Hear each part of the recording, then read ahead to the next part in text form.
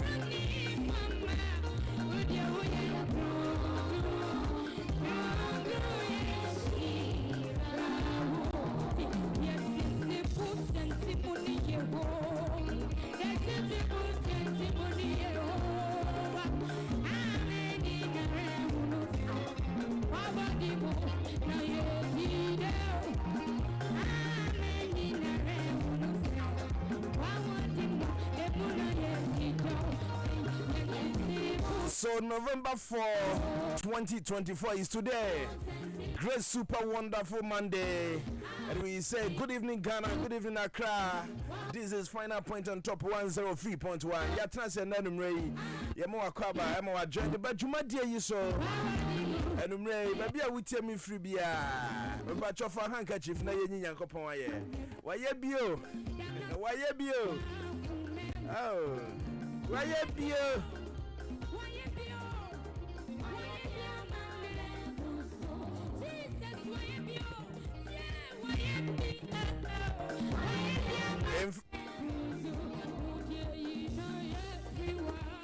In fact, be a dear be an uncle person, Yamina Mount. The one that's one son can yet.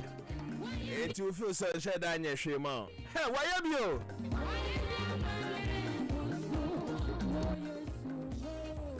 More. And they will say, yet the idea for being more, and I had the man at Diane, a debo being chemo, and I said, be fatcha me, with Jan and I go more. Obi kokko to china the fate onim so baba fie so ma fie ye do bi Roshako hospital we da woda so tin kwam techere madam bodwe mu mo je di mo afiri sane a me pacho ye nka mo ne ka se waye bi enye sika nkwa na ye ade yina wo nkwa wa ade yina wo nkwa wo ade yina etimi de ade bi chimi se ya me de me de echira enase enema no sama money dia hwan Kradina me Kwabena Owusu Agyeman mebo. In fact, why be 27 minutes after 7 live on top 103.1. And me yatna say that was it. So I can't wait to my day bro. My name is Kwabena Owusu Agyeman, the governor. Na senkoma wa Said Mohammed Philip Akono. Me producer Philip so ye Pentecost the Kintiana or Penyumwe bruta. Maybe your person nyame aye. Nyame sumwo no mu papa. Nyame sumwo no mu papa. Meka kesiye. Achira mansan.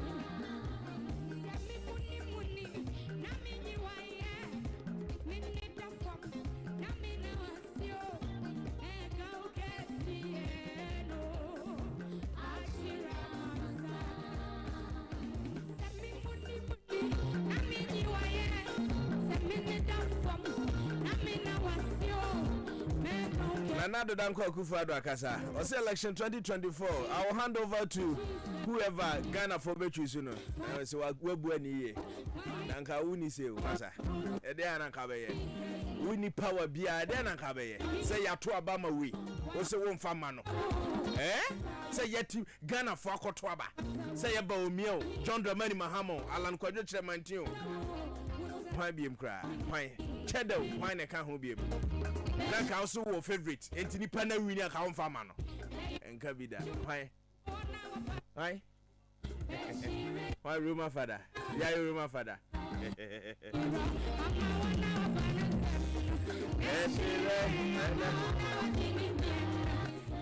I see we there another okra we men campo okra men can we men can say I will hand over to whoever Ghana for be choose.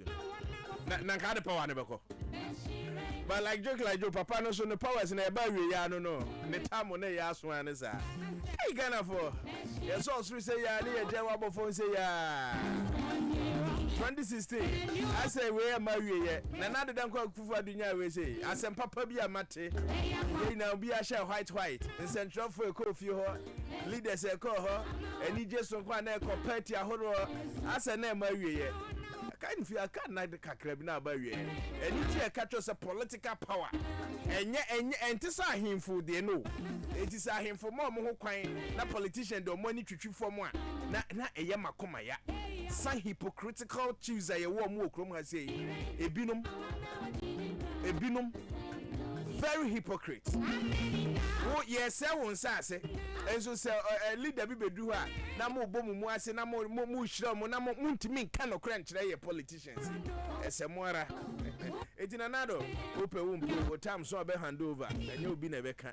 O de be ma ya asundwem. Ye beje ya de so asundwem kama. Eye Ghana dia. Ye beje ne kama pa.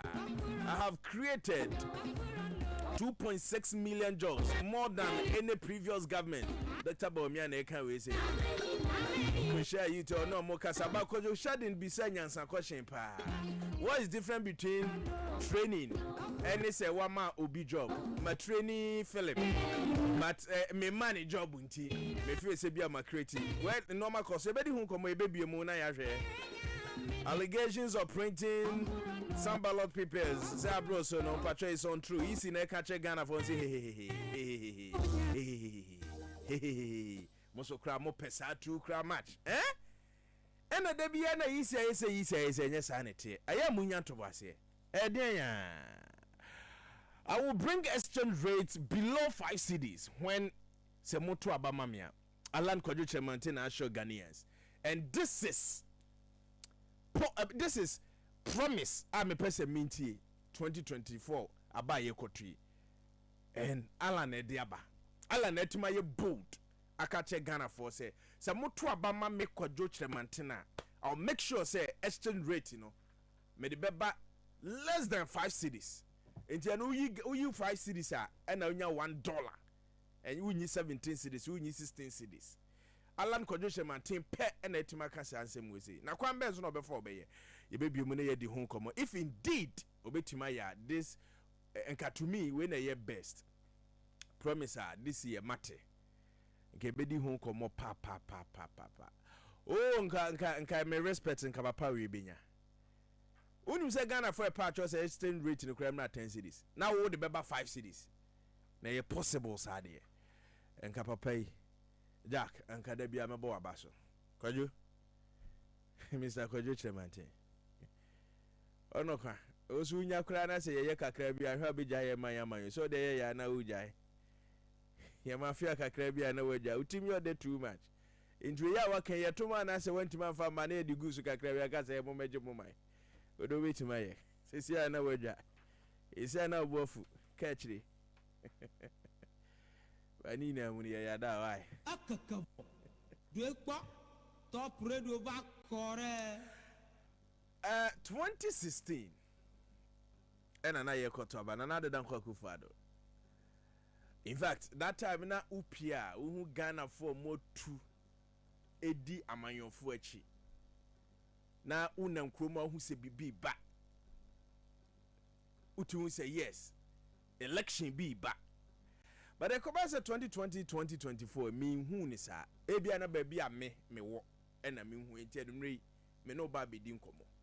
Say yes, or better say a politician be about wha. Ebia yede or no I didn't crop for kakra. Na mene the sanity din komo off air. And I know Chemuze this year Bana Kwakwa core members of the political party in the DHD. Or money DHD. Or more or say me them MPP ni.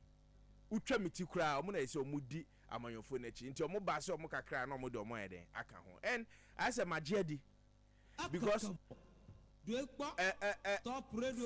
voters no me hu omo first e ka be hu flags banners ahodo e ko MPP for the aya de omo tuma projector omo banners no out pa outside pa ono omo flags no e ko pa ba posters no na me sheda hu no bebre sa. But sen kabon se yanimu na manfo bia obi hye MPP atade obi hye NDC atade na omonam Philip na no enkrofo yo mo ba ayihwe woman asembe no kan bra de na no kan say o say the Henry Cote hey no say na de say we new bi atem no say the so boy yisu yes ana o say sebe o mo ni ayen kwase adwuma sorry, delegate. Mama pay more. Yes, pay more. I see. Your office here. Yes, I'm not. Your quasi. Your bossy and quasi. I would say you must. I want to be your come 50 Ghana 1 week. Be 50 Ghana. Nobody I quasi you must. And then I said that. The scientists and all patches. I said, but still, I just said tomorrow. I saw or don't know more. I said, boss. Yet to come on or make a pair. I never seen a question. So many I am quasi adjuma. Let me hear Papa could be on Toguso. If he flattened. Now, even mammy no crowd can't send no crowd. Let me pay you more. Now, at the end of the week, we could crew 50 cities. And the amount, I say, but for the love of the party. I said, Brian, when the I am quite said, you must say, I'm with him fair, and you took a lay about your babbit no say about monsieur, and I was so best young quasi Juma. Oh, already have it. But love we need you. The Sanita. Yeah. Therefore, need to say, yeah, you're therefore. Hey, now say, so therefore, yeah. You can't, you're therefore be a mood too. What I say? Any more, any more yam, be war home, be war home. Or therefore, yeah, or therefore, say, hey, or therefore meanings and baby, sir. Or therefore meanings and baby, there be, or therefore, you can say, or Brimpombi, sir. No, therefore, or therefore, your Brimpom. No, therefore, and I'm so therefore you understanding, Emma. It is my understanding, or therefore, a mini baby. And you mean more therefore, now, me the front, dear, me the wood to baby. And I'm just a man pet, man, poor. A dear Van say, oh, Flip, oh, flower, therefore, our patch, they say. Our Okra, therefore. Hey, Okra, therefore, I would need to be escape baby. But it's you say, or therefore, you can't therefore, there's a mobile Hinipano, yeah, or therefore, or therefore, by Kujina Homa, Ubia, Yen Canasem. Okay. Ubia, M. Money Chamso. With Macas, or therefore. With a money chamso. Yeah, Ubia. Now, one Yen Canasem. Oh, now let me see, yes, we will hire Yen Canasem. Sir. Hey, what can I ask my own Joe? We will go how? Like from non fancho, Anna. Yeah, no, you phone I am fancho. Oh, can I ask my own can ask my day? Oh, no, matter what, then who can ask my body, Anna. O ka so nka wase no wa be kana se. Obetuma ye odo opibia. Yeah. Do therefore there. Enye therefore nkwan ne say akware nyum no so therefore ade emfa ncheche no. Enche se obrempon ade o. Enche se obi a ode ne ho ade o. Enche se obi nso ade bi wodo nsa wo kan o mfa ho nche wo. Nti when who you su or therefore ma wa o ede na ebe ma obi su or therefore ma wa. Or therefore wa. Hey, or therefore wa do go who jeje my dey. Or therefore so wa de hu na hu so therefore. Na no share very say cycling, unu cycling. Cycling ke dey. Cycling. Lane. Cycling. Yeah. Okay. Lane it is a lane it is a bottle pa. Na o shebi. And I'm saying we do marker 79 German burgers ne pa o. Discotheque it. We are doing Yankopon. That time we to so pa de gina so how found go be twa. This one so pity so.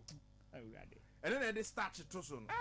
Gina that be no share lane na ma ho. Oh, last week no mo as a be Thursday. Hey sir. Hey, o jira mpa. No hu na say so therefore na ba no. So what is the difference between or therefore na ode no ho? Ode no ho.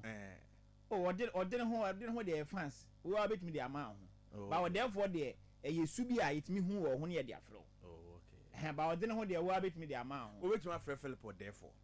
Philip dey mean to me friend or therefore. Wait to my friend editor therefore. Kwasi bu afo. There be. Me friend or therefore. Kendai wait my friend or therefore. Yeah, therefore Kendai. That day. When you find it, what my deflation of what therefore? Or therefore Kendai. What my deflation? Editor deserve what therefore. Philip deserve what therefore. But why they Kendai deserve what therefore? Matthias therefore. Oh, okay. Matthias. And the floor no afini. Oh, okay. And the main farm floor. Maybe I na me person main farm to na me feel say or therefore be fatal. Yeah, to about 2016 we were home. Area me who so mo ji omo ani pa. No mo de na mahama nyom kra na SMPP for ye La Paz. Yeah. We say honey ye market area. De bia ni pa oh mo da. La Paz Republic. We say for La Paz Republic. Yeah. By 2 now omo da ho. 2. Now when the dollar omo now. La Paz. La Paz jine mo ko ma ma anopa o. La Paz omonda from edru anwumre na free Las Palmas akusi nyameche traffic light wo. Ye na wo. Ye wo mo ba numre anadwo na adeche omo kofia na se. Ye wo mo ba anadwo. Okay. Ni na adwadie. Adwadifo no. Okay. Adwadifo no ye wo mo didwa from anopa na to be se bia be no nsia no num ho no. Ebi be ko. Okay, that's AM to PM numre. Na bi nso take over ba bia be 10 11 12 1 nyina we ntare ne mpobo wo amanfo. Oh, okay. And e wo mo nso mbe ya na adwadwuma omo nso ba between bia be 11 PM to jinemu to ahomachi or abe 4 5 afina na omo nso eko nti La Paz de. So omo ye adwuma no pa no ho. Won say ya ticket bi mo. Yeah. Enumre for na ye ticket mo. Menya sure. Then you may say ya. Ba ye ntime nye sa. 24-hour economy nti omo pon. But there is something we can do it, Anna. We have to do. Say oh to ade there. And that time so say man for beton no ma. Yeah, man for beton no ma. But say no na me say abadwuma ni bi apon no num. Ai no nine no num no apon. Enti ono obede no asara na adwo so be yi ticket. Won say minim ofa kumase via oba yemfa so akosunya ne. Yeah. And wafa your friends wako what do you call it? Kumase na yes. And abi asunya na kumase. How the VIP never. Also do Pokuase interchange ho na. Na say ho ye bus stop e binim betimasi. Also taxis wo a wo si a dropping na mo di mika ba. Oba na bedru Achimota. E ho so ebi wo ho. Also sa taxi for no mo gina ho no. Unu so mo nye skapa. Omo ye confused drivers. E no mo charge nso. Mo timi confuse nso. Sesen. We be sum na we be wo ko na be ne du amasaman na ka ni gina ugina won say taxi bi apam Kaswa airport Medina and what you may say usia there's a Medina car or for Medina what you also see wa be our airport no or usi wa masama airport and he van or bob do see wa if you see we are no when it what so far dropping or do be twem have you so I was over and ka oba be si circle na ka bia wafa circle do obedu bia obenya trotro edudu Pokuase abos no mo pai Kaswa airport easily go na o tike no mo se o menya kan go da ba o ne ma misi na memfa usi ana kan so usi ana just ka ne ko na aka ne test da so so for drop oh okay once say nka awia no mo ye adwuma na omo so ye mo ticket right and adrofo no so ye mo je sa ticket o se so omo do omo je ticket ni fra no pa na omo de ko anwumre how say aje ticket ni fra no pa na de ye adwuma so omo je ticket na no pa no mo de ye adwuma mo mpon e onim se usi ho ye mfa ne se pokuase ho de no na amasama so bi wo ho amasama bi wo ho pokuase bi wo ho ye fa ne se achimota bi wo ho abeka junction bi wo oh okay one say ho no se bi alpha free ho na okojowula awia obeju 50 cedis a oni say no obeju 80 nti omunye ska chen awia for them and we are not getting anything from them ana o na me say taxi for so no beka je say no part o twa ticket no ye won krofo bi omo ya na adwuma like you said taxi driver bi a minimum no mo nkwa adwuma na ano awia enumre na ebobe 5 na wasi o tiesi aha nti say krofo ina na omo ntua bibi ama we say so bi da bi say abadwuma efo apon omo ma ji ticket no mapon. So how can we then yes I say 24-hour economy. Yeah, for be antuncha without 24 hours. I didn't need tuncha. Hey, Kwabena. Only 24-hour economy atuncha no akoya na jujuma be die. Without 24 hours, we there no aye anajujuma. Oh, kind of correct. Oh. Kwabena dey Mr. na no kosere sa we go wi akire no ho asaba kwa akoba. Mbese mesiri bi. The issue ni nyina ne say so be ya na jojuma enye 24-hour economy a we dey no ya na jojuma. Okay, Matthias. So pa onya convince. No. Ma no okumazi ango bi ko bo munyum kire no. Asime na no munyum no dey den so enka makoma. Za. You know the pa. Mo bo nyum kire abdo wan say first no we anyuma na de na mfie na bo bo kire no mu to bi. Obo abdo wan to watie sa we was na no munyum no dey den so enka makoma. Yeah, yamfa ne se bia nkrofo yo moka it is possible na nkakra bia MPP for no na bia nkakra tima possible amomo ye ni say 24-hour economy ye John Dramani Mahama policy also dey ba nti say bia it is possible for no continue. My question is how can we I mean ye benya bibi kakra free sa nkrofo no mo ya na djujuma no Kwabena na mje say ndie say ye nhihye eno de na 24-hour economy no enye even say is it copyright? Any copyright? Any copyright to John Mahama and ask for any David. As a worker. And no events almost society where they also have something just different of a name. No, we friends in the way to friends. And this are by banner by us where she say Anajo. Meaning say baby or even assembly no crabit me design achesa ha de anadjujuma me show se bia nkra ha kwa be ne bia aim for kodo mu ye bi. In fact the meaning is sampan introduce bi wo Roman Hill also mo ye where night market and okumasi so also mo night market but na the ma private sector bia no mo ye say enti assembly na crabit me atrase ni achese okay aha ne dura na do a amanfo ye business wa enti yempe nipa omonso anajo mekwa kwaji ticket enti say wo ye municipal chief executive e wo bia yemfa ne say amasama ho ne na ye ganden either say gan east and so whatever and bia e de ba aha barrier so cars ni gina e ho so mo ya na djuma taxi for no e ho mo na e be si we say no enti wo ye MCE wo ho na up to date what na so 8 years under this government. No one to mind yet bibia we are. I to me who say we lazy ana Kwabena you see enye no kwa o. There are a lot of innovations assemblies MCs on kumbetimi aya e bit me generate sika dia ma assembly no.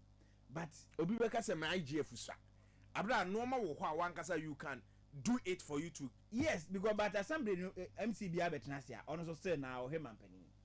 Common fund na ne say abetwa kwa mu ya dia so ebo for an important mo say e ba be si toilet e ba be si we and one assembly no so hwe enya de say municipal executives no mo trase a plan innovations bi aba a lot of them no answer chief for ABC so hu de omo ye okwana akọ hwe na chief for ABC e na chief ye meeting sa na ade achi na ade asa hu de omo ye okrum ha ofa kroma say ya e kwan finfin ya fu basa ogufa kroma baby nyama basa ena ekoso even AMA omo office here o gre enche ho nyina case omo design o man ye kama okosho abola nyina agugu a new building say what dey feel ho nyina fa na fe ufa o say de okọ o mirafi ho nyina enema basa ho nyina fufu rough enti bebrebe ho innovations yes o mutimi ye because say dey can say encrofo somebody si kwanfi bokum na assembly kura nya kapre. Oh yes me ko baby say yenko AM ho a wo kan first omo sha say first no omo commission wo Kwabena Owusu so ana and o free so no omo sha say first na man for koje ho ye event wo ho no the na case omo projecting more because inside the nefe enua sisimu kamanti weddings and ke ekọ we edu Sunday na ho ye very space ni wo ho ubenya baby apake o car quietly obetima koye but they are not doing that because the assembly is not looking at 2,000 3,000 I back kwesi ada biano no Charlie enya ho na 2,000 back kwesi ada bia oh no mo de be dey assembly bia o mo te ho from since a year etie nyina no this is ne ba a lot of them bebrebe o ye hu bi se bi mo ho mo timi the innovations ni bi timi the ba it means MC we DC wo ba e de ensakra bi aba ye hu bi pen but do na ba they are just sitting there sir and chief for ABC na chief for ABC and they are the hamkran because of go mo na chief for ABC chief ye meeting you hu de ekoso so the current AMA chief your friend mayor no unim no enye oba na maame no o ye adwuma de me hu no o ye adwuma say gware say ye na akaketu eni tia bia ye nche dante ne yeah unlike Kwabena boy time no ne fen say agbena no time na eye kese de ho akra bi say aje adwuma na ye ketu abi nti no adwuma ne de Kwabena unya be ye mampani a adwuma ne nyina agu wa wo so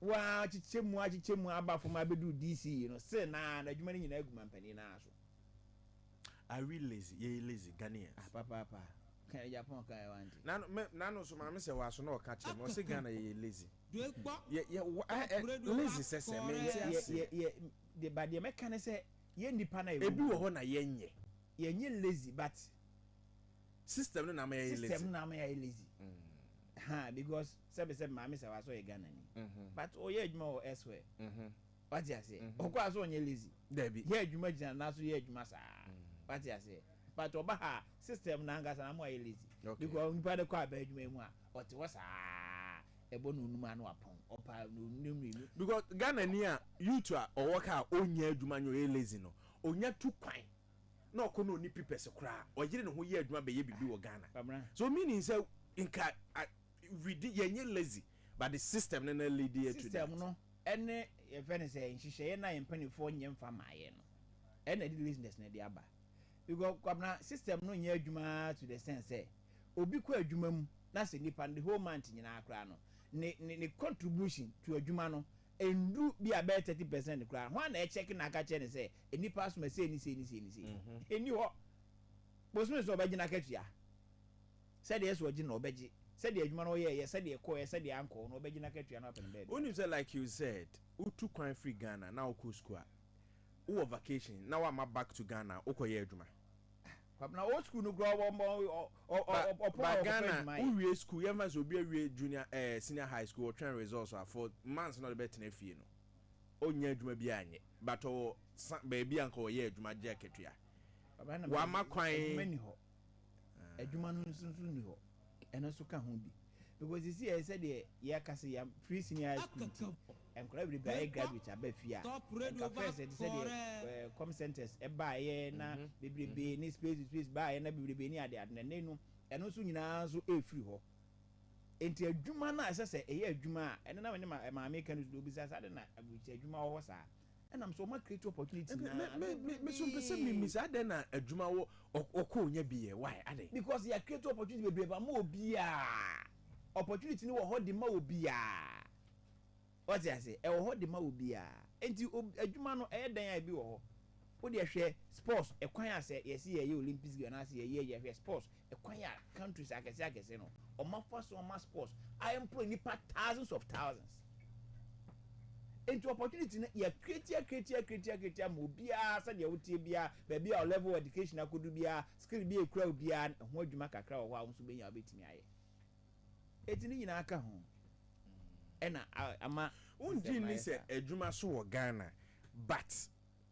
ye minimum wage at the end of the day we hear adwuma no we are salary abe minimum say menka say we ye jovial we say ya ye kromfo ebi unsa abno for pa control pa ena lady ba kwa na on social media na o ka so okoye na ni nua ba ka chense we nya adwuma ma no adwuma ba nya o su kotutu akokọ o say afuna we pa de me ma tu kana ba fruitra me adwuma ba nya obetutu o say masa o de ko start akoye tutu ba ko me enu miensa wie ya akatu o mo de mo check ba ga na sika nura o mo pon ko fi o si de me obetutu mo yemfa akokọ dem na no tutu mo yese ahomache na osi ho no enti bi so ya katua no hwese wasoro be ye adwuma na no na me ne chama kujo ene Kwabena Sapon ye di nkomo ase o mo de compare UK ni US nka me ya ye ntokwa ena me say o compare we na den na won ka minimum wage ho ye mark obi $7 per hour no wo mark obi 8 hours na 18 Ghana cedis UK kwa de 7 grand Udi I'm say UK for then it depend your age me ko mu no omo checking bi a ages na omo de yes anoma no ene adwuma na wo ye no wo it is also arena cause you ene no ya de ka asem keke ye mfa nka asem you can't compare Ghana ehye na ye kan say ye hye na ye no Ghana de beka si gusu aya chichire enya nchichire nkuduru ba bia saa UK fo achichire akwa kudu no enti sisi ye no de Ghana etoto UK no ho a emfa aha because be o mo achichire o mo na akwa kudu no enya nchichire ye de ni nkuduru wo saa even your transport system se wasora no pa na awie na me bo be 330 wo so na mo opomuru ligon kwa so ha bebedu ha na aka just 30 minutes to 6 ufro ujino 330 better me tra ka ma me fru ha ba bedu ha mi wanka wo bakra den ka traffic impude wo beka se so aba form kakra no Shiashi junction honko a ansa na obedu airport obedu opa bia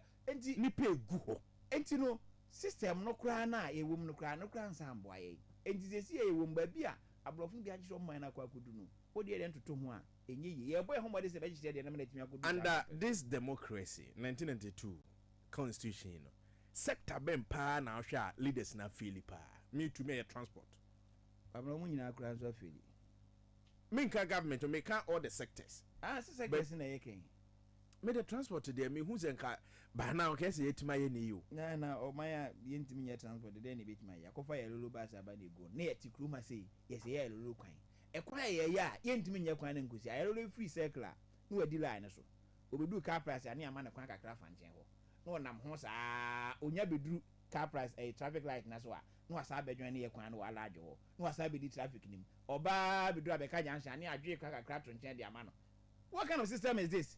See ya lolo bus ya and see mu a lolo neko na just obedwane traffic ni bi odu obi ani ama ne kwa ketu bi na wasa bedwane bi na system we even agwa go hu bi when I say blame no because when I lolo came me kra me to card ni bi na me suka ba stem me to card ni bi me sika kra ka so say anhwe kra da che me metima si o mu uni say du ba bi na afa ye mfa card mfro ka no obekọ ne ya bi mi wa ba first no ulo du sika no gu ka o card no so o ya udru ha o de shade bi o se o de na ade na bi na wo wura be du ba bi ya yi sa ade ni na afri ye na ya ye tikromu na ye so ye mpa de pa da bi se ade na se ye ntimi nye ne ye bi nti ase ye nye mfiri on ye train na ye se ball ayimu na we na se sa train na ye no kwese ko ball bibi nti e we ase kwan de se da ho train we train de mi hu ye de ba ye so ye jokers pa o ye jokers ne ye den see ya chire o man ye see ya kofa trainer ba ama obi de track akosu ama na ewe ye nsese nwe ewe esi ho se bia ye nwe ebi so ye me na me ka se me ade mi hu ye ebi so ye adwuma agin agin se train ba se ye train Ghana for Judy pa Kwabena no ba de me ka de mi hu ye de nti o mo jimi ni se de mi hu ye me nti ye adwuma nka wo so wunim de bi se me mkofu train bi because train kwa bi edna no me mfa ho. Under this government, I too. Bakumbi omo launch from is it Accra to Tema? awa akra kofu bi kwasi apia coach that Black Star coach o ma no kofu bi o mo de titru for e kofre no so ye hu de kosi ye e na we say so ye say akopem ka ade ba ko pan so a we buy o ye pie railways me say udu barrier 2 amasama ho me say o mu bubu bia shop every we say no ho e no mo ye disika wram and that time na we ne wo ho we call Hifana. When the shah say, is it Jogati? Jogati in the shah say, and son of Hamba Mawu. Some of them are Wuzu. Or that's all. One or that's way. Missy, Siko Mudi shame on one. A boo man for stores, kiosks, a free rain, no one. Why are they? Kura. Baby, I could see library now. Mampany to never pause and be library be share. We will few grown on Pancasa. Oko share railway queen my yo. Training namasie na car namusro anya ko baby I'm inside home again zo e ho de ne no mo ka say the sky train beba no na no mo ye no on kai sa boshen no some who e wo Philip ho na Philip wo ko me ma ma omo de fast say na car na ma say bridge no omo ye nti ho na omo sky train da bi when the sky train dey say be fa homa so sky train say be fa homa so and dey say mfa fo nti na ko de like what this some one dance no this had never now come this sky train be be fa homa so am e krowa they non from cry ntimi nye by your care government to vision mumu by send e be ye sky train okay say John Boy do su ka say aduma be busu sa ma ye de amanfo fira ma no be ba be aduma kwabra kwabra de me kan say campaign na say and before a job mampany be the chamber me aso too much so where is the friend say Samia Wukus Nana Bees omo de achiro opo hen o da we mu de dabi compare 2012-2016 campaign Samia Wukunku a ho e friend say a mudo Samia Wukunku agina so okasa a whole campaign a whole platform enya say wudi mampany achi o enya say nya campaign. That time Mampany Akufo-Addo campaign party na ankasa was structure say omo so eye campaign enam ha ansa na Mampany Akufo-Addo no so nam ha your flag bearer no campaign and the party no a national officer this time onye national officer and national officers ni ho nana bi no national officers ni ho ana na pese meka na chamia mi krom ni chairman team baby e wa akokra say oye campaign but you see but the previous executives here and we are not seeing that and we are not seeing campaign omo ye no with flag bearer and with Mampany Akufo-Addo no yes na MPP here with Bawumia campaign ni na akwa say Bawumia Bawumia no so ye campaign but onu nkwa na say eja abo no so onu nkwa na because now no make catch me editor say papa no we ni aba na wa we ni aba no with onu ana ho odin and the sweat ni bi because from day one Bawumia. Because campaign is about Bawumia ko ha. E ho na ni nyina ko. Unti bi wa ha bi. Now we dey na Japan no na di echi. Ma men compare this time with me NDC. Wait not to say oh, I see do nketia wo this side oh ye. But say do ka chairman eyi. Unti say chairman wo buno e na mampani so e fe ne say mampani be di echi e so wa Ashanti region. I have boss. Even MPs need be cramp no. Omo campaign no. And course de na bre bi enim say, once a constituency be a campaign, e giramu dindin aye course no. This time is about Bawumia ba. This about Bawumia ba ni di echi. Kwabena na Ghana for so ye campaign.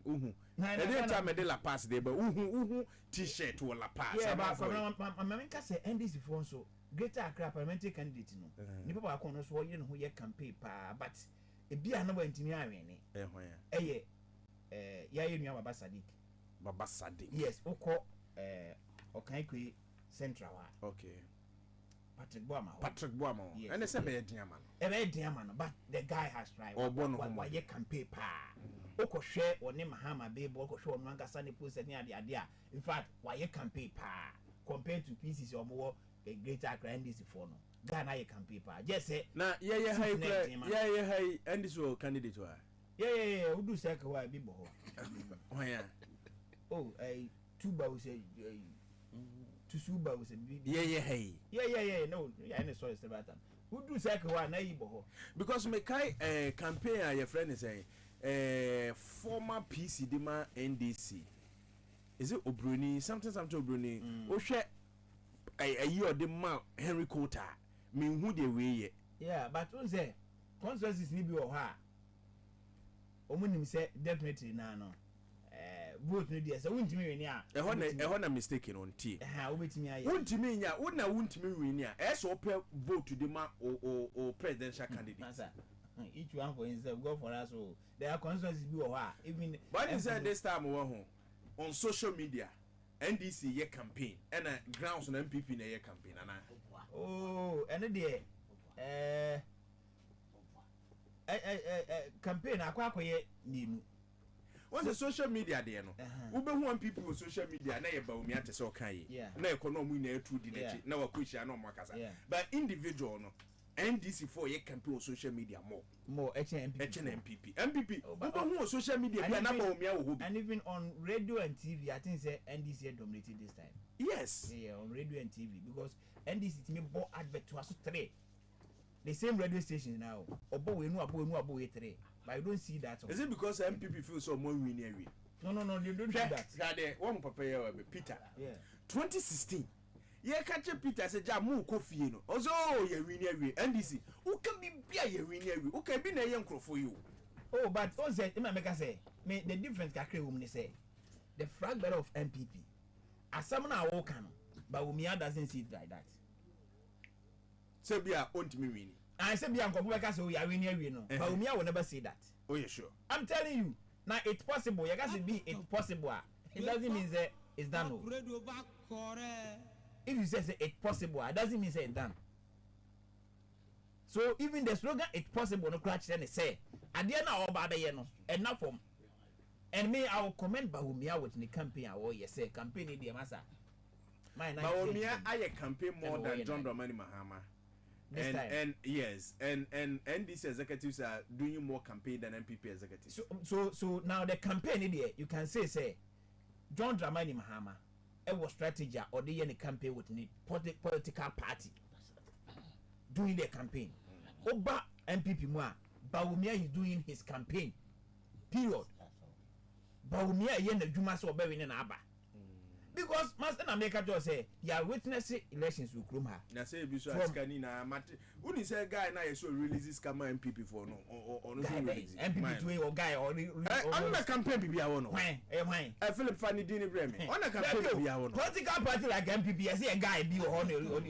oh yes no yeah we say Kabra alulu Kwabena ja we dey mo bi nkotra ba bi nko cheche yes we boa no say ya now masa obi a okay say I want for any abro mo but Kwabena mama sorry nko na ya kana mampani omra meto aso but every form wa ba omi akakra wa bre NDC for so Ghana for so mo amahama kakra o da bi nya say Ghana for mo amahama kakra make a party ni manya Ghana for they will decide 7 December now what decided me o David Kwabena me yan decide still ala na kan sembi me yan na otinkyere me mu ya bia nko betima win me vote o si CD no waiting or the beba 5 cities CD no yes CD no exchange rate CD no and no pen am peso be nkama CD no yes or the beba 5 cities from 17 Ghana from 17 to 5 cities obian can be it's not possible a bold decision but it's not possible I didn't possible 17 Ghana cities onim the all can you see the friend is so they are 17 Ghana cities one pound one be 17 na say the phone no be the bar 17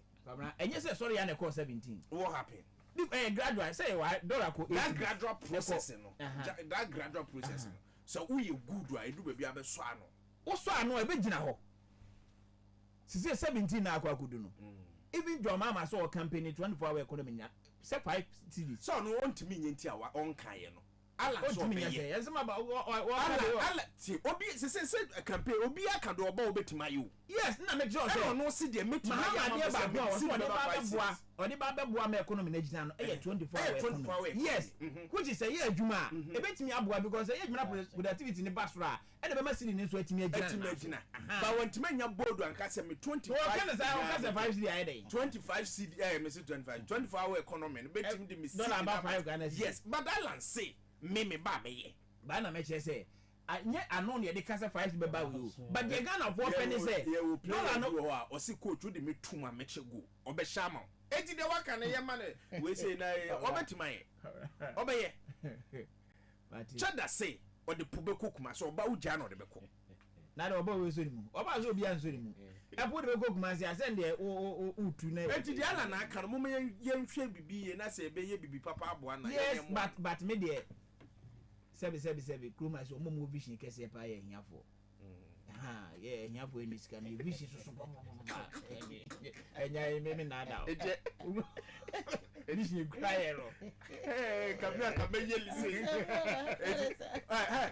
waka say ti ala no na that's it. You know Alan Chamatis o ye minipa. So why do you have to say that? Me so betima ya o say here for no vision. That be the all kind say or na ye bold aka na make sure say groma say so ko bisa sebe here for ye bi wo che ton say yemfa ye vision mawa. On here tena beton Ghana de amaye. Because ye vision e cry no Ghana sika cry nso. Ma me vision ba. Ma vision ba. Vision say metena wakonya no matu afiri o. Watena betena ya. Alright, so live on top 103.1, 8 minutes after 8. Final point is in here. Peter Menza, are you Pentecost Deacon? And I say, why, what do you rather? What do you rather? Now, obviously, we are Santini, Kowni, and I say, we are Chimney. Obi bezu now kwaya we pass wa class 5 edi enkwani wa 17 we are santini a chimney and say kowni me 50-50 me bono half asante half hey edi e be grade ade ma yeden na wo de oti just at all costs obi asem a wo ka no enwa na ye edu be so obi anga say me say obi so obi anga say 5 Ghana cedis also betima ye what na ye ni krom hana ye catch say when the fundamentals are weak they say you were supposed to and go see say when fundamentals when they are weak they say we were supposed to one plan a year lectures on the economy me so that so ye dekina na no obi kwase ya no send ma na be me dishia me ya santini and me ye bono ka pese o ti asese asate fo kafo na hu say but me dada on making specific promise near the day because Peter, when it comes to see the Akwaba minyama Akwaba no crash o me say obi asem o kan na me the channel do the way next so what I say obi a lectures on CD across the country abedi vice president I'm a president a jina CPS work say oh me de me akufo ade gadam de me move you mini home ache e dia basika sempa de entinam de ba omi abodo even campaign grounds ba ekufo do catch Ghana for say di ni tinam de ba omi abo economy ni tinam de ba omi aba na ne wo ba said na free 4 cities I could do 17 Ghana cities me nwa ye woti hey a craning within himself say ba omi fairly Ghana for you see and let me tell you there are a lot of the MPP people who believe that Jewa Baumia is a disappointment to our democracy. But you see, because say a political organization, it over here cannot crack actually wow. Then you be and force MPP new in this. And can you serious and you question your ma Baumia say only MPP and you put president your man president. Because you can't deception. Obi a what dada politician what dada governor for pie about me under the Fourth Republic because last one of guys political science and mission political history no from 1951 and I have a book there 1951 till now 1951 no every regime there has not been any vice presidential candidate all bad Ghana for any no etemba wumia in the other breath there has not been any presidential and as a vice president of the country and we're data Ghana for chamber wumia but fairly chamber wumia it is here cannot crash your one a didn't a city no have 4 cities I could do 17 Ghana cities president mama to say no Edientia. Bontimi nkyerɛ oba do. Onya botere awuti. Enka o true sa na waka. Me din ka me ndi anka da pa. Agenda senator. Mama practical you see it shouldn't be the rhetoric about me yeah the Ghana for. And that is what President Mama is preventing. Alan so about the fight. Alan aka. Wo be painti. Me ye di ya bagura ye be ye ni ato nchen. Esa se enim de ye ba. The about me da Ghana for here no. Wo be e ka some an ye hwe the feasibility of it. 24-hour economy emphasize kasa. 24-hour economy. Emphasize kasa keke. Ghana for nim. Yemfa ni say kasa keke ana. Adana Alan de wo pa kasa keke ne say Ghana for nim say uko UK, uko Germany, uko France. Come advanced country now omo run 24-hour economy. Omo economy aye big. In one way or the other, mama who do be muja see this. For Ghana and no be say they want bond they could do 17. Nti me ba me the beba 5. So you don't so I just 5. Me kasa. Osi mama nkai. Onkai you need put you right to say. Mama don't say on so me the be 17 Ghana cities. This figure. But we are coming to stabilize with the 24-hour economy policy. A few days na ekoto aba me. Yes. And obi a che de oba obetima ye. Yes. And I watch so about 24-hour economy. Fantastic. Yeah, endorses obetima ye. Yes. And obi see me ba city na da 4 cities o. And they were born there for 17 no. And me ba me back to 5. Also want me because there's no policy ben on the truck come on man about what kind? What kind? I don't know what they do on my job. What kind? Go and read. Good say. You got a lunch. That's all crown person. Oh, me you see, and I make us say Ghanaians are far away from the rhetoric. The political rhetoric and the gimmicks. No, and I'm not sure say 24-hour economy. Amaya would wear a tomb pono. You name say their economy is running on the clock, around the clock. And Amaya would wear Obiasu Sika. A standard. Obiasu Sika see. And I make an answer. And you saw the idea. Why you Abua sa mama who do more music as a mercy, you know. I say almost running 24 hours. And to say you're running such a economy in Ghana. And the boy am I see there. As if those are the practical reasons. Everything will be 24 hours. Aqua bet to say. Aha, we no me nyam fan chance here. We no ye. Messi will be message. Okay, correct. We be a better. We manage to send to Mama Quanti. Mammy and say you are about to Kwabena media now sorry yami adumo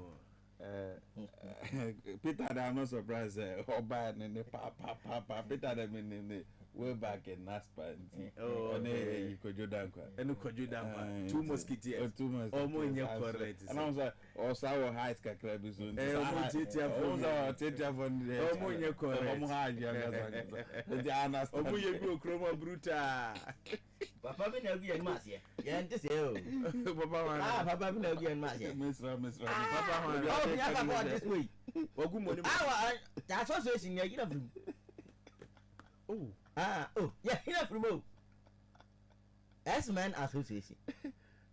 S-Men Association. Aye, Association. Association man. Me no. S-Men Association. Now one is joining. Yeah, you oh no, count. Yeah, you have to wait for we and Martin. S-Men Association. S-Men Association. We can we? Yeah, you have to. Yeah, you have from Tiziano or I'm for episode S-Men. But we are the S-Men with the difference. They show we need a good. Oh, when they come, Crambo, maybe on the camel, me go from Swamish. Oh, I had there. Now, on ferry. Me Friday. Maybe so.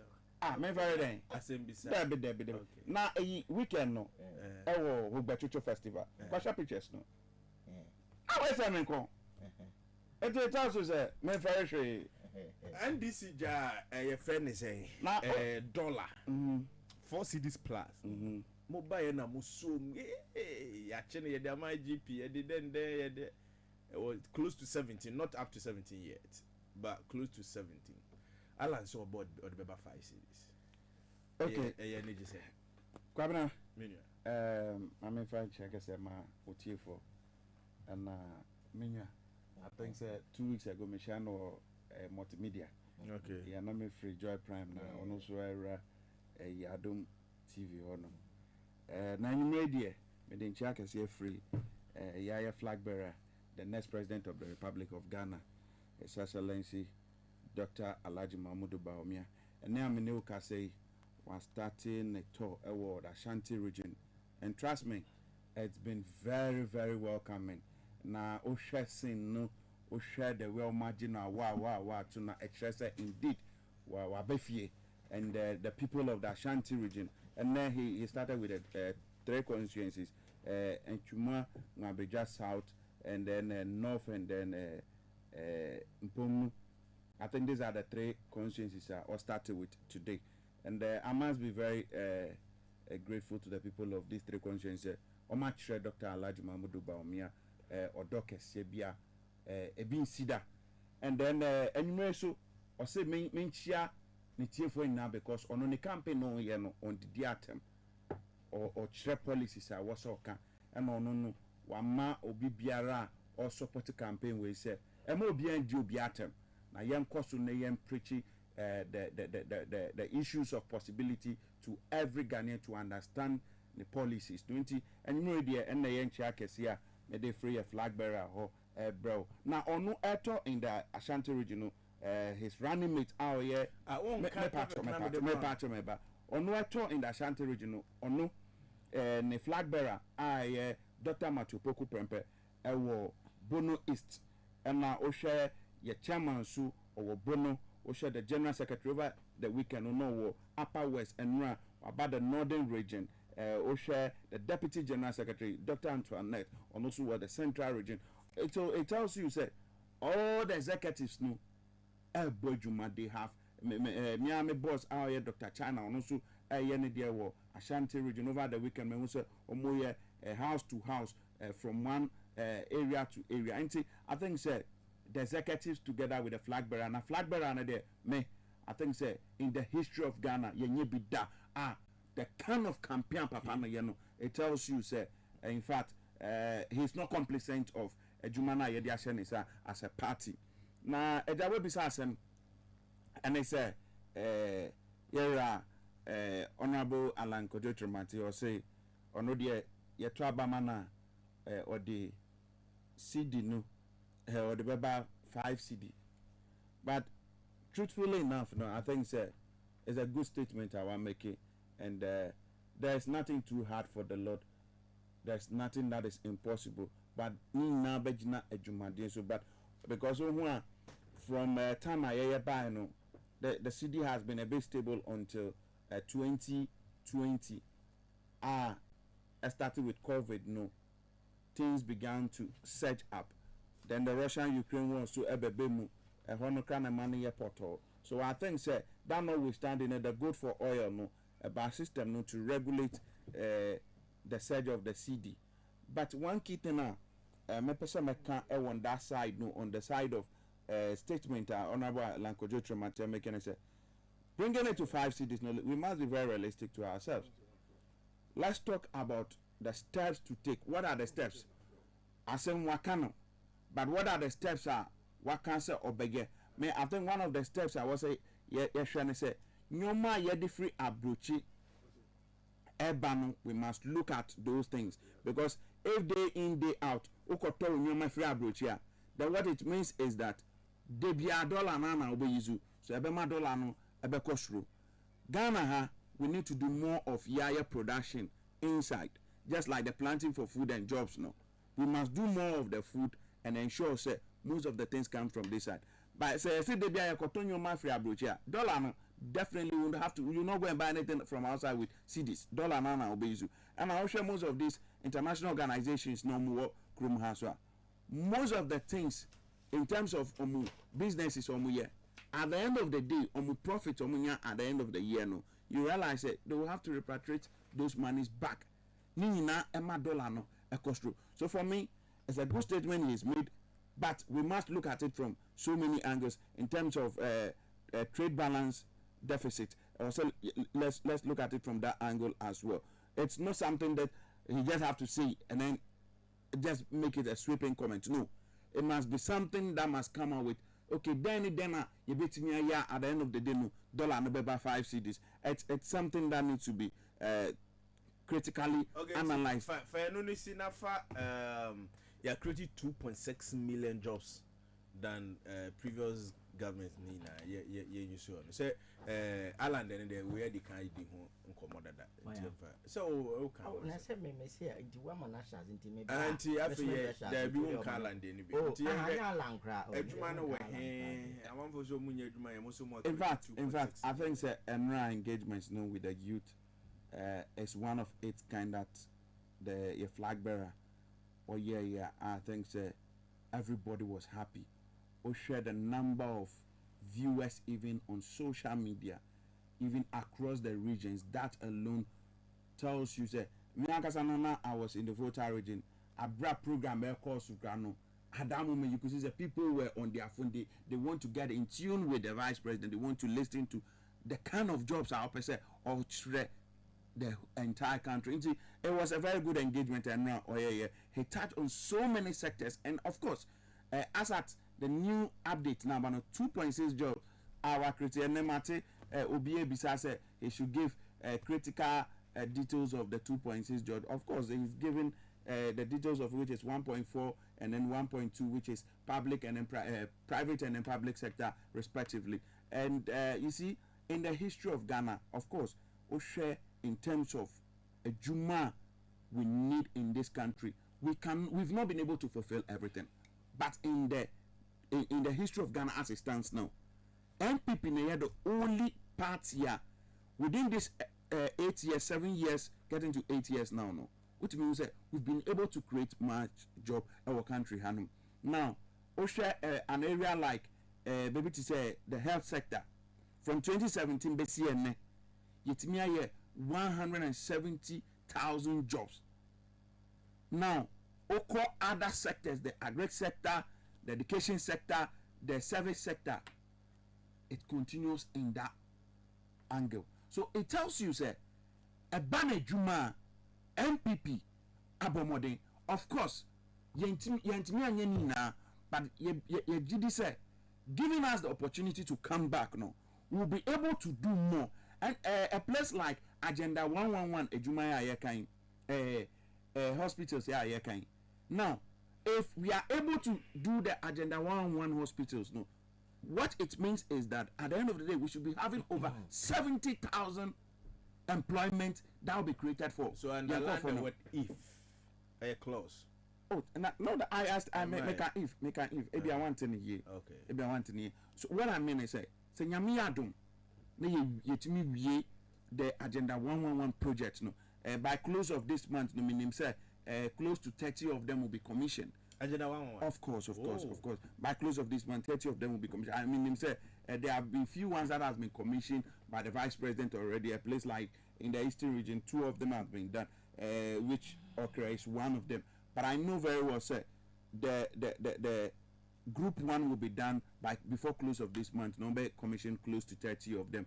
But adia me pesa yen hu ne say indeed a ban adwuma so a yen nim say yentime and fulfill or we've not been able to do all. But as it stands as of today, yetime create adwuma 2.6. We are hoping say nyame adom no mutime mai akonya no to continue with the vice president who believes in the youth, who believes that the country lies on the shoulders of the youth.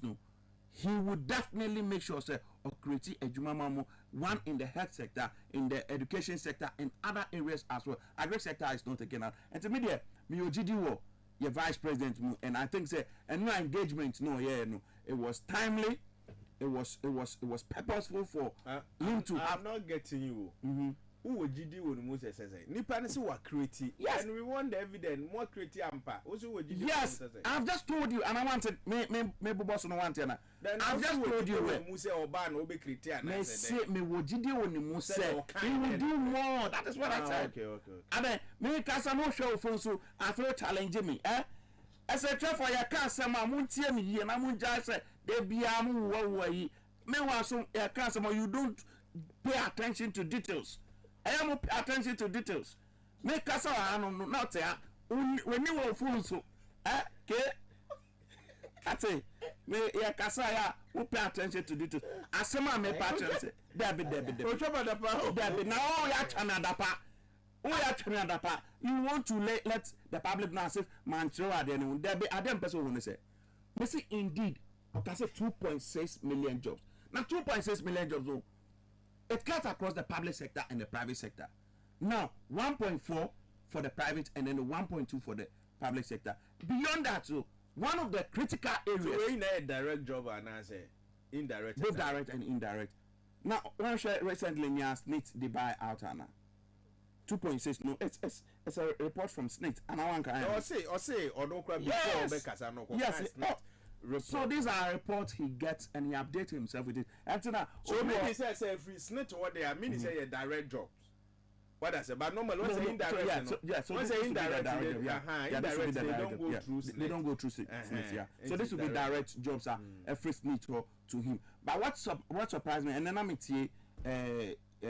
former president, no bisa say former president John Dramani Mahama, no bisa say they should give him data on this issue, and I was a bit surprised to be aware of former president. At least these are things that are on our fingertips. You see, at times let's leave the mischief and speak to facts. If you requested for data, and they tell you I was snitch for her, and he spoke based on the facts, or see the newly updated data or one. In fact, also already the day before Asana or so initially it was less than 2.6, so it was a new one that added to be the 2.6. But as a yanomo they be added on per se. Omuye mischief kakra no mu dia film I won't be surprised say Peter or Beka another thing me pese me fa for the information me meet me oh ade na no so ade will be some permission answer say me so I heard all a team for there be time there be no I don't have control over na phone na media na say phone na media phone na media the only thing is yet na ye kasa also pay attention to you so that at the end of the day there be na phone and media Kwabena phone and media but the only thing I want you to understand say nyame adum me ntwa madapa oh me yes nyame adum na Ghana for a jitum on the 7th of December no more renew your mandate by voting for His Excellency say Dr. Alhaji Muhammadu Bawumia. What it means is that in the next government he will ensure say the Agenda 111 project, no one of the critical areas of Beshe, and they say, to be honest, I know they're muting you mu 80 kra mama Ghana for Jumo. Even just the 30-year Luna Yebe Commission, no. It has overpassed 4 hospitals. I'm out for a year. Oma Yehu did this. It's more than that. For me, I think that this is the time I was a yes supporter. No. We need that kind of support. I was saying, in order for those projects to be completed, and let's have our brothers and sisters who need jobs to be recruited into the system. And whatever he said yesterday in terms of engagement, Osha, we have people like the lawyers, the teachers, nurses, the KIAs, and all of that. They were all present there to listen. And one thing that got me fascinated was that Osha. You see, the direction we are going as a country or as a group, digital revolution. Osha, we have people connecting across all the regions. The Northeast, the Northern region, Savannah, Upper East, Upper West, Volta, everywhere. They were all connected. And now, they were connected on Zoom. So that tells you, say, the kind of Angela Papaidia Kono, it is one of its kind of young. That is why, and then Usha speed now or in terms of the campaign. I'm not for to me into Omuko Kakrana boat Nissan, Kianoma Basse, Omube maintenance, Kakanoma Sanko to us. As it stands today, it is on record with me 15 good regions in terms of the campaign. Now, the last region, Emma was in the Ashanti region, and therefore, I think a new engagement with the youth. It was timely. The youth needed that. They needed to see what kind of social contracts are on Yomu Ebekomu if they renew the mandate of the party. And I think he was very explicit in telling them the kind of things that Obeye Nyamia do no to me manasa Akonyano. And I'm hoping in the coming days there will be other beautiful engagement with the public for them to understand. You can't tell, but I am telling you, sir, there's going to be other beautiful engagement to tell us what he wants to do to other sectors as well. Okay.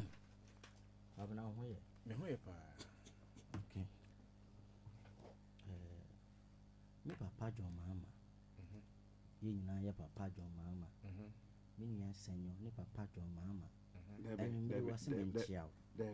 John Mama and papa. Me ya senyo. Me papa Alaji Dr. Mahmoud Baba. Utie mi bia. Ya papa John Mama say me Chiao wati. Wakudwana so aba.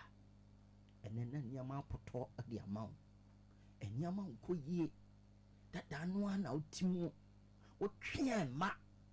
Banki sika kakra okoji ya odi ye adwuma ye so ye tataw. Enyama boy ye din ukodwa so atese. De wo ton ye dwinto. When nia ye hancho. Didi wo manum no akofo. E pa jo mama se men kan che se. Anwumre ikon akoma to yem. What? Na ni da so ho. Achia emu ye se achia bibo nyina. Waye me pen muni munuma obeyeye. And unya be a crano. When you say one year papa John Mama Tiwono, not dollars to see the na at least a 24 name to say, said you must see brand. And now, no good him conform, said your neck a good deal a conform. Now, more combat at least. See, come on about to bank, Kakram on about to do bottom, near the other name be. And the baby I say, Papa John Mama said, Kawakuma to him. December 7th, no, a do every. You hear any sound of voter ID card home by. Let there be a sorry and a part, yes, you and cow cuckoo free walk. He says, then I decor to Abano. Now, do police station 1 year the paper and show someone. You hear any sound of when this is in here. It is December 7th, but now I got 1 year. You hear any and this is in here. When you when this is in here, no paper and so pay. You are your mamma and him for fair to Abamano. You fancy some pa and brown man. Campaign, I no. Mama, a yen campaign. National chairman, a campaign. The youth wing air campaign, the women wing air campaign, communication wing air campaign, the organizing wing air campaign, Uko Parliament, our parliamentary caucus air campaign. It is a sedimental campaign now, and now this is Roma and this in Pampa and Quan yet. And the young Kwame, Kwabena, a young one now with some years and years old, which I do. Make cameras at they come grown just at you. Studio Naja, Wabazo, Mizamina, Questions, and Media Mania, Yen. It was in a better I didn't some bagacra. Money 5 years went to Chrome. Maybe to Chrome, I'm a flag, you see me, case for me, him, yemo, yes, about however, would you do my money? But be a medubia, hey, you, every much me, Dinamis, and one no more that.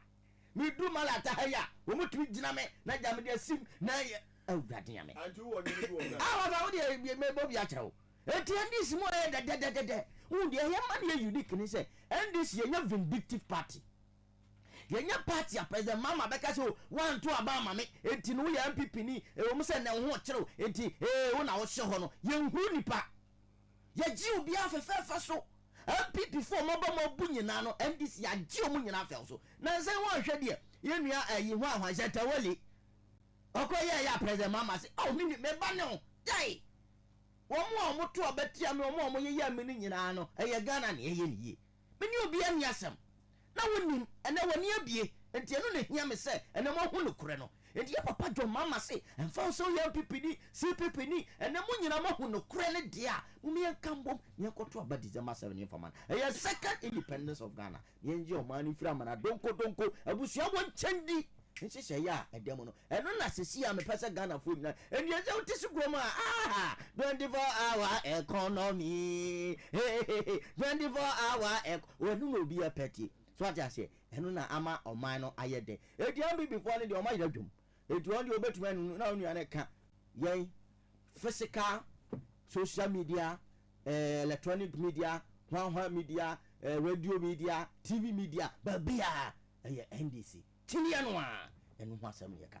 Now, some of me can say, Minas, you see, Macase or Mino, a summer, Nana or him too, a kind, or your MPP for former general secretary, or say, Ghana near would see you, Nana or him too, your MPP, former general secretary, osise ye boye humusuo ni ekoto aba edema MPP fo a omumu ye nda se di omoma economy ya yei se di omoma ye school sema yei se di omoma galamse ase wo kroma esue ase ya de ahodo abre ya wuso sesia na wo ye Ghana ni pa na ekoto aba ma MPP ni a omumu wo da etimi de MPP former general secretary na no need to asemo kan no e na me de yi minu asenwa no aba seed ni asema no adwuma o mo create adwuma asemo no it's so insulting whenever I listen to Dr. Mamu Baumia. So private sector on kodukura mo so mo fa mo o de me ba o na asema nyamtre mo work say be 10 asema nyamtre why are there asema nyamtre semiti Baumia no ka say Dr. Baumia ene ya create 2 million job ade achi ya create 2.1 million job ade achi ba ko ka ho a 2.5 million job you know eso team you know 2.6 million jobs when what that no why ana yewra Baumia dada no okrum ha no statistics any ade adwuma ono serious yanka data according to Ghana Statistical Service no NCC unemployment figure is around 2 million Ghana cedis 2 million medicine is crack around 2 million Ghanaians are unemployed. I don't know so interest of 2.6 oh nyaba trailer 7 America you will year on year unemployment figures and you will year on year employment figures. When you look at the Ghana Statistical Service data no mo de bana a Republic of Mofia figure na Baumia kikan hon samudo and ya Kwame Nkrumah Ghana ya ye na ewo mu no because the figures doesn't add up. How on earth would you say unemployment rate na 8.4% no and then almost 15% no was what creating human bebre even it is higher than the figure the Ghana Statistical Service is quoting. Na you know say Afghanistan for ya go for mo ya ignore Ghana na and na pro na ya stranded what be gugu am for nyuma collapsing of banks Pakosindum banks in about 300 branches across the country. So nipa 50 na ye adwuma wa one branch krapa multiply 50 by 300. Kwabena ye nipa sen ani am o makotena fie. Over be mo dane ayadefo me no kase e marantia ne mabawa ye mo adwuma hwe o mo wo collapsing of banks e bi ba yande ayadefo e bi mo bobo adam e bi mo fa ho wu e bi mo kuro jawo mo e bi mo yira jawo mo ebi mumma adani atoto asa omo atoto apanzo omo adani kobolo policy ba ko a wodi ba ye wo tabri Ghana fosika 25 billion Ghana cedis 25 billion Ghana cedis wo guama fo djuma mama mabulu life aye useless ama fo titivie emeti kama your friend say kama group of companies CEO otina osu 30 years of labor. Why you do 30 good years with the policy full at the city Kenya. Papa ni kana no masem ye ya wu. Papa na wu. What the awira ho. What the yaw akowum. Why you do bring a me 30 good years of investment with the policy time back ko pay. What city Kenya da. Papa no wo obhama fo. Ene 1,000 Ghana or go to book no soon. So do we need 1,000 Ghana cedis? Of I'm people are buying what the Ghana for him. Of I'm people are buying or Mama Ghana for set from and nothing now hinting to a cassette. So got to Obama and people are buying Bioma. Woman Ghana for that. I'm telling you, if you are being honest to yourself. But when you are that, you know. Now, Unjini say, Obia and a performance, no what from yet 1 million vote to a you know. Oh, yes, I to man. Anna, MPP ya would see me on a tree, and you said 2016, on any John Mamma to one, none ye be our coba and ranted to me, say, over number to much is a quarter, yet at the office, go and check your savings account. Taku Grania for savings account. A Jumani Ayana Qua, Bosumen Sonia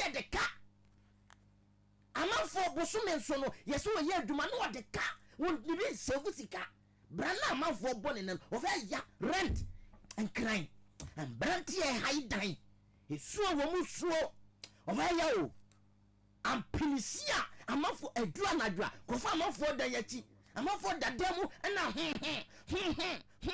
amafo sumia so e fa na dwo ade be chi wo hu bebi odiniti be fa boso me kwakoso no sika na ba no sika no asa on the 15th nti we na momo ba o me try say o money do mama te wono mo na mrantie timi say we rent for rent be for see we are coming to stabilize the economy rent be for yeah me say rent be for kroma yes me see esu a yesu you know something e be jai mama ka secret bi ntro when 24-hour economy is implemented na mrantie ye adwuma sika ba mrantie botom na say rent ne krampo ebu okosora because wo musika sem ekosoro ni ntino omo nwene rent ne boy ekosoro light bill ekosoro omo nwene ho esanse omo income level no ekosoro and then according to your friend saying gutafo about 30% of the capital ase enyo omo profit you capital sika dwetire amafo dwetire 30% ase amamo troka we amamu nikaboka we Kwabena we na osi yentena ho abibi de omagu Ghana for animasi me kame kirawo o mani babia yadru no a second liberation of our country etu wotie me a emfonso ye MPP ni me pa cho enkaso ye NDC ni kaso ye CPP ni babia yadru no abusua wonchani amamu we we have to come together including my brother senior within our public debt today is 767 billion Ghana cedis. 767 billion Ghana cedis on money cases here. What before mine car at 120 billion. And an anomaly for 60 good years. And fear you see a car net that home on mine 120 billion. A kufuadu ni bawomia edi anodawa and ada abedi to me. If you want to pay Maboka over 650 billion, Adan, you work for the neighbor, Yaya Modian 650 billion, the Canadian Amodia. Our mouth for who chill Mosa. I acquire Toronto. You do your money, secure claim to me for Antoshe. Now, Bawamia Bedrasa, move fast, Yano, mammy. Move fast, Yano, mammy. Kwadi CD stiano na fix CD stiano. CD ni kana CD ni 17 Ghana cedis. Lectures ahodo na bahomia ye no. However, your bahomia can never be trusted. We ji bahomia dia na o mine won do mine no. Wonya no kwafo. Wo ye dadafo bahomia ye wura Dr. Bahomia, wo ye dadafo. Wa dada wo mine no. Edi ba bia ye do no. Ghana ni bia hodie me no. Mesere wani die. Mumia na ye mfa ye nansi wo. Your mind. A vote for Bawumia is a vote for Yewura Kufuado. Yewura Kufuado said you would bomb my bro and was setting what the Bawumia ba. Oyen yodium. It took a trouble Bawumia pe. Kufuado I would do him and I was a quatraba. It will be an in a home. Yan Traba pa. So I got to the NIF allegations of printing SS ballot papers on True Easy. And election 2024, I'll hand over to whoever Ghanaians they will choose. I know they cried and I'm so new here. I think I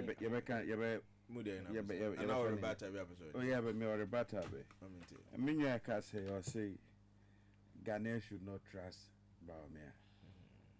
Now, my question to him is now, so I say, am I Ghana for trust Bawumia? Obe say, you trust John Dramani Mahama. Aday ye ni kumhana why be there obia what he has tried power we've experienced his power ye hunya wa ye aday enama ya na so na hwana dabio mahama onye wo homa yo ye hun adwuma wa ye hun ne sanwa adwuma da na obia watimi akọ class wa bon amma ne headmaster any school for a permanent free class one bon continue na bua fear for the country to go forward. No, you are now telling us you have repented. Until you consider na name yeti hanum cancer we cannot trust Baumia. No. I ban it in terms of pedigree. But Mahama is nowhere close to Baumia. The only difference is that Ono we be president da. Now the president now we dino. Yehu ne sawa juma. Yehu sa Ono abua. And obey ya one by he collapsed the energy sector. Now we slept in this country for almost, we slept in darkness for almost 4 good years. Again, NDC for a patch. You're from Bahama and some baby man, as I say. Now, this is a man, you can't bow me. Mommy, this quick. You can't bow me on your beer. I can't cry. On your beer. At least in the history of this republic.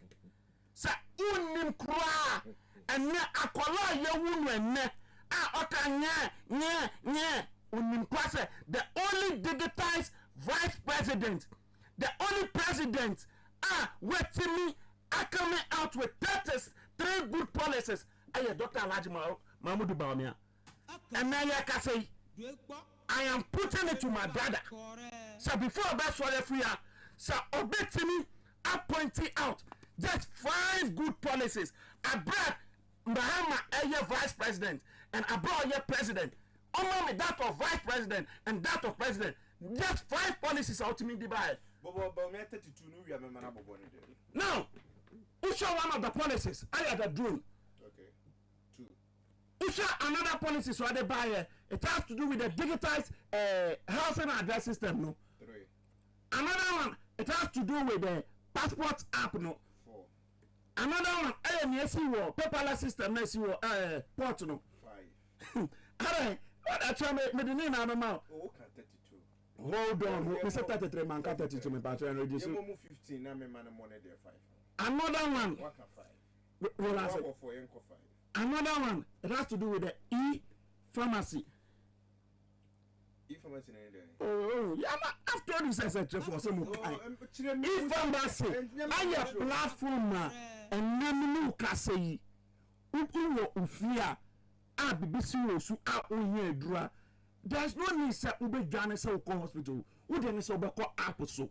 I draw open making sure say who put with in the system a draw open system now. The number of pharmacies in the area out of say 5 pharmacies in the whole area, a draw almost tono, a draw all person tono. I bet you say okay, pharmacy ABC I was hydrono. Now ABC pharmacies no more hydrono. On prices near it's near cheap no our person tono no matter. That is one. Mobile money of course it's a policy. Okay. Mobile money interoperability.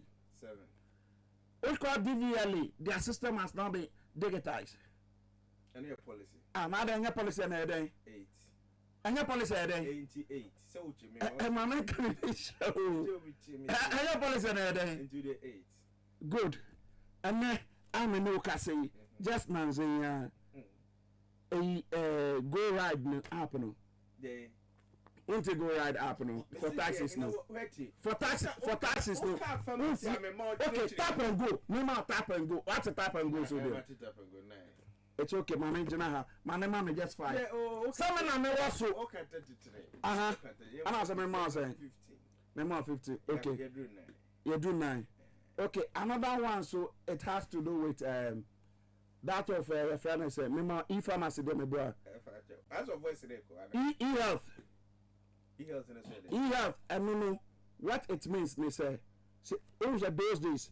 Uber say, oh, make sure I don't sleep. I said, try for me, yes, and then you jump into conclusion. That bit here, shaman, you know what do come on. Now, e-health, I a platform on my creative. And uko, you refer from Rage Hospital. There's no need say Uber crowd folder. Say uko from Rage to Asawase Hospital. Utu one man. The only thing you need is code. Just mention your name. Don't go into the system. No man retrieve you for that. That is the e-health platform. A policy. And I 10. Number 10. me okay with 10. No, and from 9 to 10, I think out. Class 1 teacher no 1 2 1 2 3. I'm not 10. And then me per 5. And then be me. Me say me per 5 from me per 5 per. Me per 5 per. And because 10 no can 5 no can be the answer no yantu. As vice president, I'm 5. As vice president, I'm 5. It's vice president. We now man time na makasa. We the time. Me no the time on the now feed them. Until I don't person who say. You can't in terms of trust. You can't in terms of trust. Ja woni se menu no. Me ba. Oh nena o mama. And na ma shut down ma o time ma o ka no. Me nyane na so ebi na bi apese. O funny ways and means to be a big guy. Let me be say need a policy. Any policy. Say ube ko phone so na wabo bi na wa say pharmacy ba a policy. Na me ni. And any policy. Na no me no ka say pra no. Those days policy. 10 years ago. No be say 10 years ago. U prepaid sa. Na unhia prepaid da. E be na o ye. 10 years ago. Na okoto. Now enough for now, we call about Jacob. That means, sir, you've not been able to get used to the app. When you say name your app, meter a new meter, it doesn't support the work. Yeah, that means you are still in the old. Days. No, you have to buy. Tell me your replacement. A replacement, the main on make. Oh no, then I thought you say what it doesn't support this app. Minjindi but what I know no say what me say and they all can but the says some of the new meters no mobile doesn't support the worker. Well, I'm not aware of that because so far almost everybody except omo work class no mo use postpaid meter and almost say no okay say be many Japan when they so hospital say first actual no ho e bia ya na ba ko de boy ya na bibia appeal computer no so and no your policy e-health na policy but it also form part of the digitalization drive. Very good.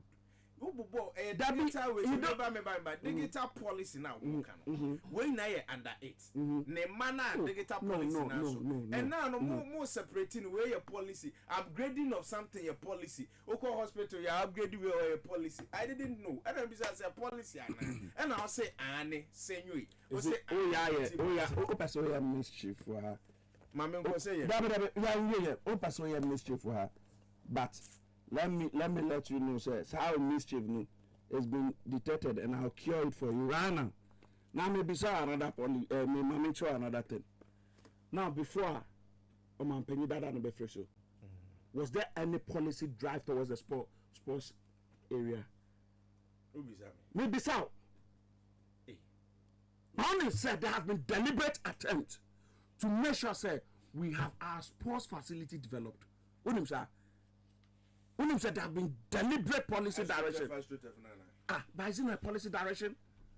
It is a policy direction. It's deliberate to make sure that every area we are able to have that, so that a member if you are not having job to do, football ball at least, and also it's another source of creating jobs for people. But that's for 5 minutes. And say the man Baunia cannot be trusted there. I want him to know, sir. When it comes to trust, you cannot compare Obia for over 1 million votes for a Tunefi class to Obia. He is the only vice president in Ghana's history. I'm a US vice president. Yaya Junior, she commended us. What third name need to be? I'm a senior. I'm a plenu. Yes. It's saying I'm a plenu. God and something. I'm a plenu. Nah. The last one. Oh, be question, mommy. Oh, over the weekend, Saturday and Saturday. Now I was with the president. Tell my president to buy me Chrome. I'm not. Hogbechicho festival now. You see, statements no make here no. I'm out for a fan out of context. Say he will make sure say he hands over to any of the candidates. I think say we should commend the president. For what else are we expecting? For what reason? Into a canal person can. For what reason? We want transparency. We want fair treatment. We want equal treatment. Was a mood to the you are twisting it. Now you are twisting it. On cancer. Whoever that wins, he will hand over. Only say. Now, so what is wrong with that statement? What if he said that? What it means, sir? So standing by the tenets of democracy. Well, why should we praise me for that? You're president for that. For what reason? They say let's commend him for that. For what reason? For what reason, sir? So if you have gone there to say, sir, you are too about man and now I can't. Who was in California? I am minimum a country. If he has gone there to go and say, sir, who will you answer? You make sure he hands over to the new answer. I am Mubaka, sir. Under 92 constitution, no president can say, Malusu Ababa may hand over. You see. Adia, you see, and oh yes, I will not be happy. Yes, I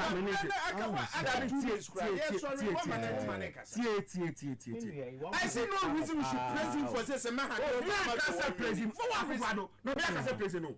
Obiaka say president. Obiaka say president. Obiaka say president. Medasi. It's Ankasa obviously. Medasi. But you expect an emphatic statement. I think it's called.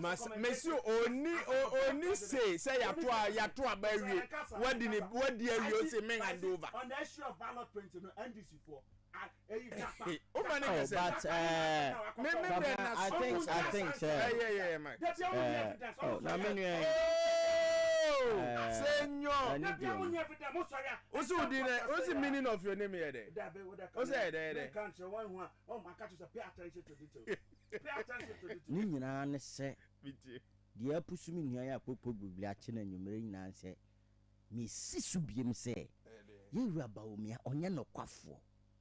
Ghana for Ginny, dear, Mahama and DMO. Over. Me say, a dear, a young in a four. Many are with all due respect. We did Okasanama with all due respect, me pacho, with all due respect. A dear Mamba will me be a vice president. What's economy? I was in school. But I saw the back I said, I need you. Oh, Nana, but then tell me what I got about Miano and you're not Nitina show. Niti and that's all, yeah. Huh? And the economy, they will buy power and what Johnny economy. And I won't catch it. Oh, I can't catch an American. I won't take a can patch me. No, I am some America. I don't know. So I say. Enti ona meba no. Budget nyane ba nyane. Na me kan ti ona meba no. Me pay say wo ye drivers mate. Economy na de ne ba power no. Economy na dija Ghana for bread. What any economy no. The same person akodina kwantia. Oh me na me yewe. Adanko dada dey. Na ye no kre. Why na dey no kre? Why dey na ye no kre? You were born, you know, coffee. Paperless. Why the paperless? You're the buy. Let me tell you something. Digitalization drive was a process from somewhere. No, meaning I know now best at the best. So what I say, it's a policy from somewhere. You came to continue. Foundation was laid. Meaning National Data Center. The biggest national data center in West Africa. A feed digitalization driving one established here. President John Dramani Mahama. And they started the biggest national data center in the country. E-government services. And your President Mahama personally launching in whereby all government institutions are dealing with data. They synchronize digital platforms. It was under President Mahama. And the foundation of digitalization was set by President John Dramani Mahama. It is not any policy from Bawumia and MPP. You only came to inherit. Mubaya and President Mahama lay foundation amamo. And now it's like Obia research there. Then you come to take off. You say, hey, Mina Mediaba, I don't go that day. I am in Jaisana Ghana phone day. Accra Digital Center and pushing digitalization of this platform so can. And when I said here, it's not President Mama and I said Accra Digital Center in this country. What are you talking of? Eja make say yeru abawomia onye no kwafo. Ade a wonye ye no, eno no opeso ode wo safo hene. Economy na you gonna food gina so to abama yeru abawomia ene sidi na nwe ne sia ntere abawomia o kasi di asam ntere abawomia pe no nya ye mutuo no nya daria ene abawomia be so obeti sidi asam mo policy no betima o ba ja boteme ba oh o di nya wotre betimi abobo policies ni nyina. The most important aspect is say under John Dramani Mahama leadership as vice president and you had the biggest, the highest growth rate of 14%. And meba relax. And the growth rate because when you be every policy say a single spine policy. Say a single policy. Oh, make us me. Some make the policy of a single spine policy. Some make the policy of free fertilizer for agri sector. Some make a policy of health sector. Yeah, establishing cheap compounds across the country. Some make a policy in terms of what you call stimulus packages for industries to establish businesses, the pharmaceutical industries, the poultry industries near the Adinano. At the end of the day, the aggregate is what is the outcome of your policies to yield in the general growth rate. And the policy be established, you know, and you may have the highest growth rate of 14%. And that, as of December 2023, under Bawumia vice presidency, chairman of the economic management team, our growth rate is 1.2%. The aggregate of Nyama Obubani Ninano, Ekosi is saying, and only the outcome. And only treasure growth rate in 1.2. It is your opening non-fa. It has not contributed to the growth of the economy. That is the class. I'm a developed economist person. Many decided, museum, me co school, subject, and many general pan, development studies and economists. And every economy will tell you, say, your policy input and your policy outcome are the critical issue. But the policy outcome is the most important thing. So the policy about now at the end of the day, if you transfer paper beyond the economy, it's as useless as no policy. It does. And to Yebusa say, under President Obama, and they recorded the highest growth rate of 14%. And who growth rate is 1.2%. Not just the other kind what's me about policies? I won't answer you. What's me about policies? Yeah. You see, Ghana for December 17th. But be a year dream. And yet, I'm going to do something. You who me punish your city. When you look for and then men can say, Cape for still and you are waiting for the airport and the harbor. Cape Coast for that so trying, sir, airport and harbor now. We are building, you see, airport and harbor. And you are marked Cape Coast for ever see net Cape Coast for that so trying. The other subium, many will echo say, ever see net. PDS $190 million, yeah. But when you could do anymore, you're trying now $190 million. So prosecution, no, can you about me? It's the idea of the day, and some I can you know. Hey, PDS scandal. I can't then. It's no, everybody say, Obj, do the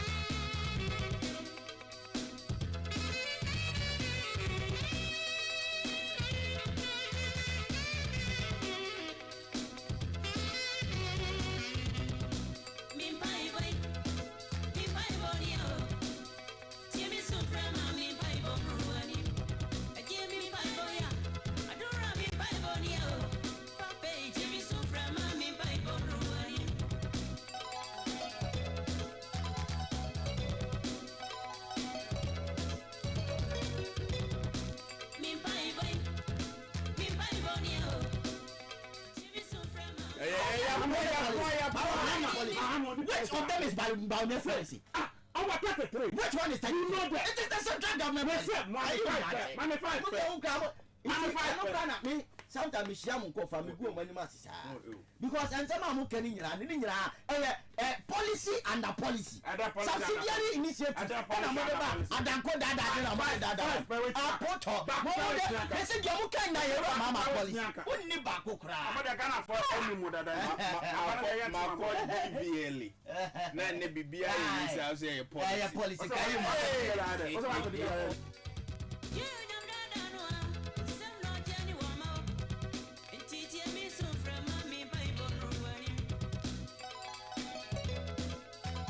Mr. Policeman.